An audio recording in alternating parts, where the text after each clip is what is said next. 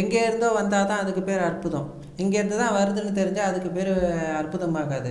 பாருங்கள், கடவுள் என்ன பண்ணுறாரு, கர்த்தர் மோசையை நோக்கி சொல்கிறாரு, நீ கோலை எடுத்துக்கிட்டு என்ன பண்ணுற, நீ உன் சகோதரன் ஆரோனும் போய் என்ன பண்ணுற, எல்லா மக்களையும் கூப்பிட்டு அந்த கண்மலைக்கு முன்னாடி போய் நின்று அதுக்கிட்ட பேசு.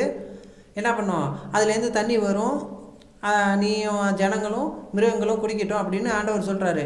இவங்க என்ன பண்ணுறாங்க, 2 பேரும் போய் என்ன பண்ணுறாங்க, கலகக்காரர்னு சொல்லி அவங்கள்ட்ட கூப்பிட்டு பேசிட்டு 2 தடவை அதை அடிச்சிட்டாங்க.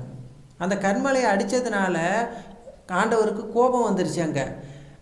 அதனால என்ன சொல்கிறாரு, 2 பேருமே நீங்கள் வந்து அங்கே நான் கொடுக்குற அந்த தேசத்துக்குள்ளார போகவே மாட்டீங்கன்னு சொல்லிட்டாங்க.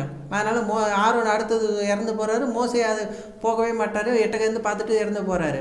இன்றைக்கி அவ்வளோ பெரிய அந்த இது நடக்குது. அப்போ அது அந்த கண்மலையிலேருந்து எங்கேருந்து தண்ணி வந்ததுன்னு தெரியல. அதுதான் அற்புதமே. இன்றைக்கி மாதா சுரூபத்துலேருந்து எண்ணெய் வருது அப்படின்னா அதுதான் அற்புதமே. அதை எடுத்து நம்ம பூசிக்கிட்டோம்னா